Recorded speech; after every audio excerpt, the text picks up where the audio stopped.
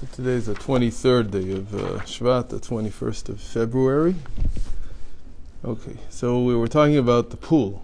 I gave this mashal that to me is beginning to form over the last few weeks more and more about how we train AI.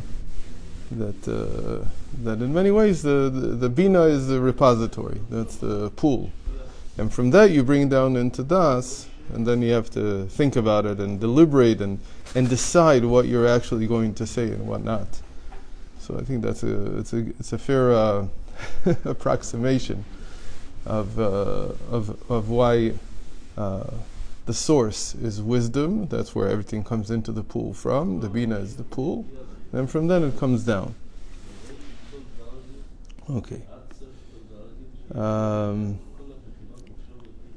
So now he continues his parable here, and he says, so we said that the infinite dwells inside the wisdom always. That was the big chiddush from the Magid.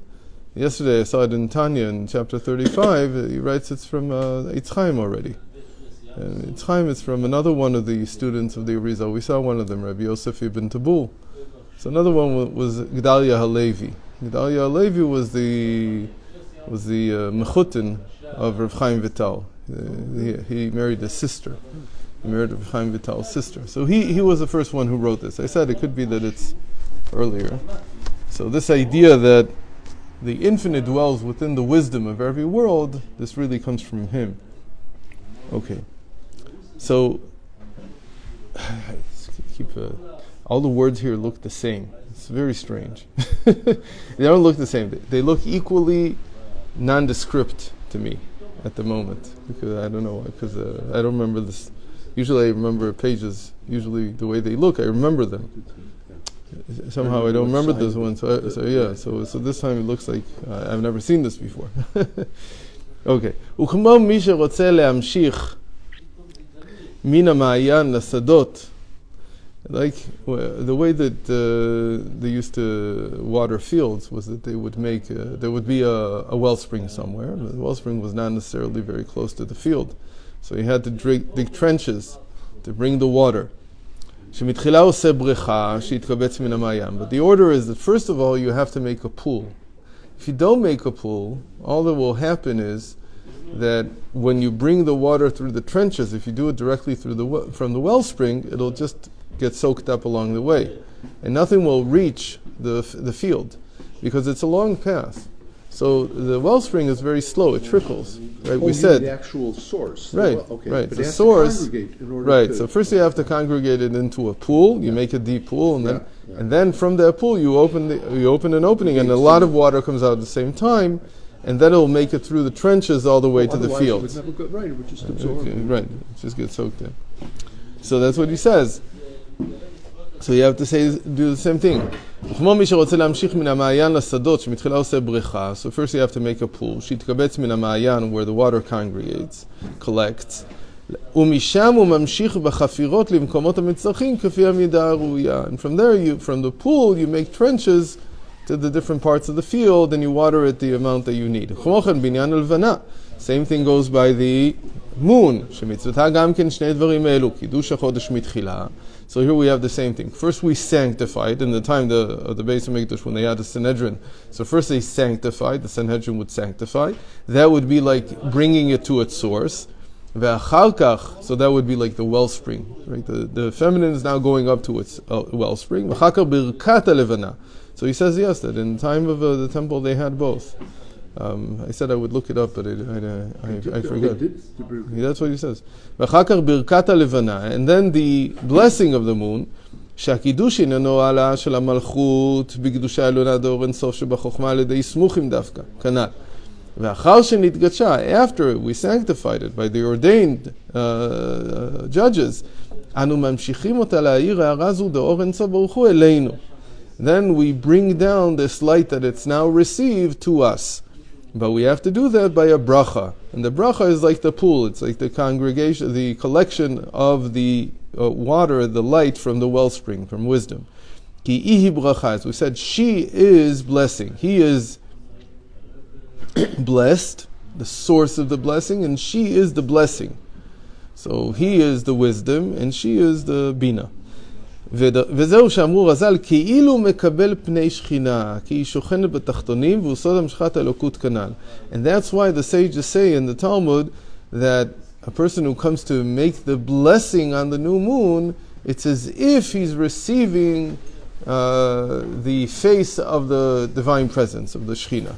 Why is he receiving the face? Because again, the blessing is what brings down the inspiration from the godliness that's now been collected in the moon. ולכן צריך להיות אחר 7 ימים. Now it makes sense why you have to wait for 7 days before you make the blessing, because it's like the pool. The pool needs to collect. It has to collect enough water so that you can water the field. So I said halachically 3 days, according to the Kabbalah it's 7 days. משום שבשבעה ימים אלו שאחר המולד קיבלה ההערה מכל 7 ספירות דאור אבא. Why specifically 7 and not 3? Because we wanted to collect all 7 sfirot, all 7 lower sfirot should collect from the light of Father, from the light of wisdom. So that's why 7. ואם תרצה לדע עניינם, הוא כמו שמבואר במקום אחר, בעניין 70 שנים שנתן אדם ראשון, שהוא חוכמה הילה לדוד, שהוא מידת המלכות, שנתן לה 7 מידות שבחוכמה, כלולים 10, שמהם עיקר דיבור, ואחר שקיבלה האור הזה, אנו מברכים אותה להמשיך כל זה למטה. So he says, if you want to know what this is, what exactly are we getting when we say the blessing? What is this light of wisdom that's now coming down? He says it's the same thing as when Adam lived for 930 years. It says that he gave 70 years of his life to David, because David didn't have any life at all. Meaning in the annals of man, King David was supposed to be born and die immediately. It was like a premature baby. So Adam gave him 70 years of his life. Why did he give 70 years? So he says that's like 7 times 10. So he gave him life to the kingdom, so that the kingdom wouldn't perish. The kingdom is always under the duress, under the danger, the risk of perishing immediately. That's the way that kingdom is. Why? Because it goes further down. As opposed to all the other sfirot in the world of emanation, only the kingdom goes down to give life. And sometimes when you go down to give life, they kill you. It's like you're going down to the lower realms. And they don't appreciate it. They don't really understand what's going on. So you're under danger. But you're also in danger of being disconnected from your source. So this whole thing is that we're giving the feminine enough life so that it doesn't perish. So that's why we wait for 7 days to give it enough life. And all this is for speech, because speech is the malchus. In the end, it's the power of speech. So what did David do with this power of speech? He wrote the Psalms, right? He was able to convince the people to build the temple. He did many things with his power of speech, but most importantly, he was a king. Because a king is the power of speech. We talked about this, that the ability to be a king, to be a ruler, to be sovereign, is to be able to say, do this, and it's done. And to actually create a change. Otherwise, changes are not lasting. That's the idea of a premature baby. Like you're born, but it's stillborn. Like it never takes off. It never changes anything. With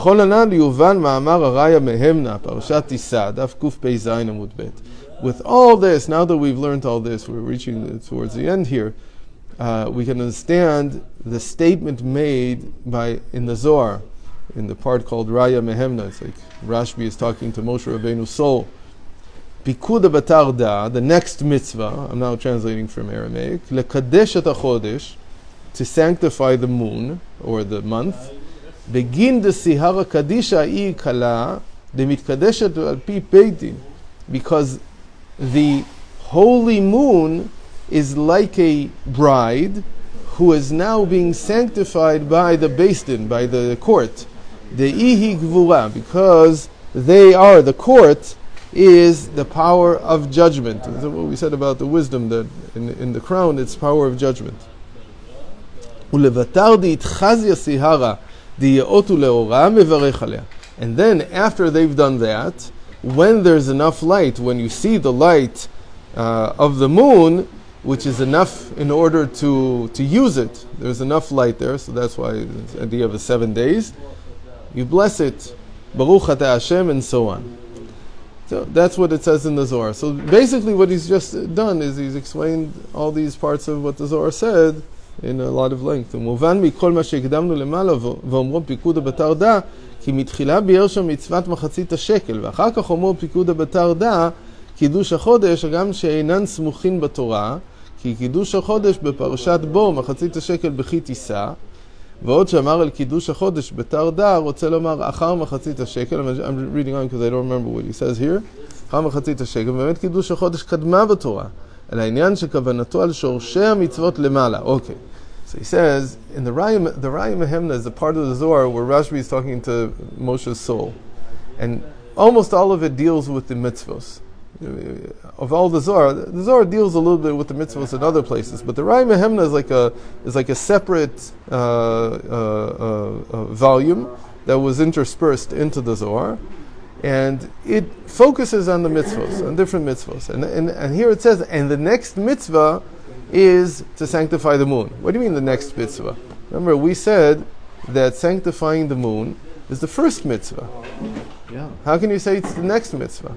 And strangely enough, it doesn't even appear in the Raya Mehemna of Parshas Bo, where this mitzvah appears, right? The mitzvah to sanctify the new moon is in Parshas Bo. So why is it? And it appears in Kitisa. This statement from the Raya Mehemna about the Kiddush HaChodesh appears in Kitisa. And moreover, he says, and it discusses first machatzis shekel, half the shekel, which was a donation to the tabernacle in order to build it, of silver, half a shekel of silver. Really, each one gave 3 half shekels. And then it discusses the Kiddush HaChodesh. So why did it change the order? The order should have been, even if you're not saying it in Bo, you should have started with Kiddush HaChodesh, sanctifying the new moon, and then gone on to the Machatzis Shekel. But here, the Raya Mehemna does it in an opposite order. So says the Tzemach Tzedek. So the Rebbe here says, the reason for this is that the Raya Mehemna is looking at it from the root of the mitzvos. The roof? The root. Where they come from. Okay. And first of all, it wants to stress that they're actually related. Oh, yeah, you have that. Okay, so this we'll answer next week. Shabbos. Yeah, good Shabbos.